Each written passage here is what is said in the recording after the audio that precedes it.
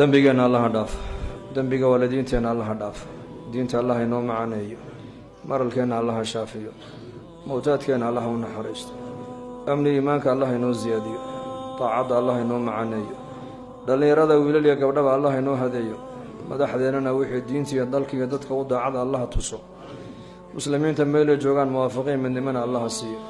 nin walba alluu ka kurbaysana kurbada allaha ka qaado. dad badanoo xaadiriinaya kuwa qaybinoo duca dalbay baa jiree, mid walba alluu ka kurbaysanya ilaahu adaaga kurbadda ilaahu ka qaad, caafimaad sariica ilaahu sii, khaatimada ilaahu noo hagaaji, waxaan ku hadlayna ilaahu hanagu qaban,